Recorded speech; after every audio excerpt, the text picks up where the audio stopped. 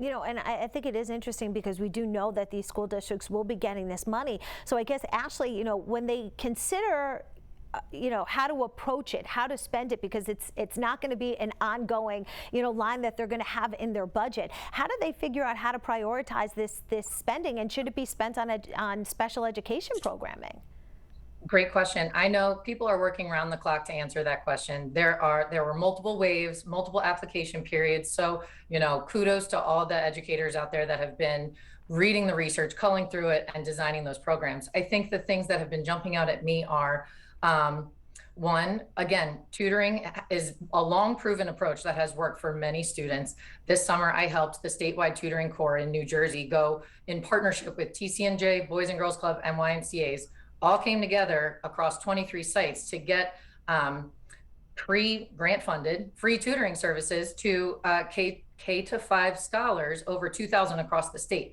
So what we're trying to do and help schools understand, how do you blend that either into your school day, or do you leverage those partnerships that are already providing after school care and take an hour of that 3 hours after school to do some academic acceleration. So, this doesn't have to be punitive. It doesn't have to feel like you're extending the school day. It can be a blended approach. And I've seen a lot of creative ways to do that, where you're bringing culinary classes and experiences into those spaces. You're partnering with those community providers who have been hit right by the pandemic and need that own burst. So any way you can use those federal funds to then bring in the partners that are hurting in your community, because that'll lift up your community, and then pay your teachers extra, or bring in those pre-service teachers and pay them to provide that acceleration, because what we want is that like connected effort, all zeroed in on what a student needs, and that's how they're going to regain that learning that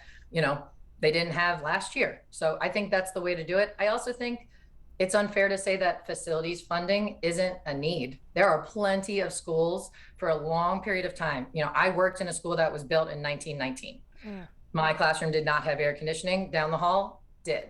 So when my 8th graders and I were there in September and it was 95 degrees, I don't think that was the best learning environment, right? So, I hope my school installs air conditioning, because that is critical. So we talk about the need to, and the learning gaps that we want to close, but if you can't sit in your classroom without sweating, I don't know how you're able to access that learning either. So, a blended approach I think is important.